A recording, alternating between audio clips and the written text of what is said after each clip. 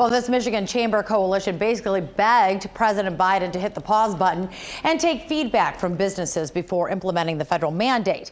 That clearly didn't happen. And instead of helping our economy, they believe the vaccine mandate will only make things worse. We have to have some sort of check on this rule, not a rubber stamp. No input, no notice, and now a 490-page emergency temporary standard from OSHA regulating COVID vaccine and testing mandates. Members of the Michigan Chamber Coalition find nearly impossible to navigate. ETS in Michigan stands for excessive, time-consuming, and short-sighted. Rich Studley, head of the Michigan Chamber of Commerce, part of a Zoom meeting where the Listen to Michigan Business Coalition expressed their support for the vaccine, but not the mandate, which they believe will do more harm than good.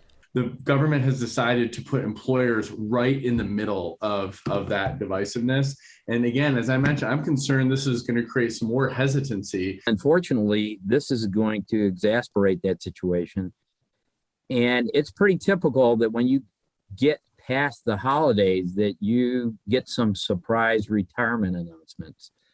They're going to come in droves this year because of this mandate.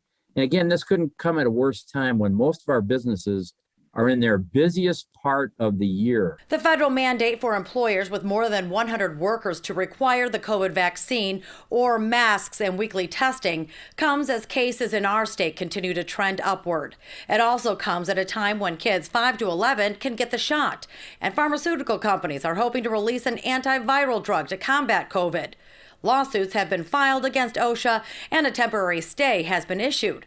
But James Reed, who advises human resources management in our state, says businesses need to be prepared. In order to avoid up to a $14,000 per violation fine, we're recommending that companies still are prepared to have a plan in place that, at a minimum, identifies how are you going to learn your employees' vaccination status.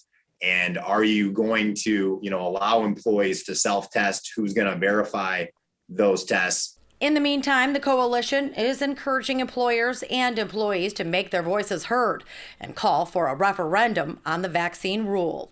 The challenge we all face right now is uncertainty. Regulatory uncertainty is a jobs killer.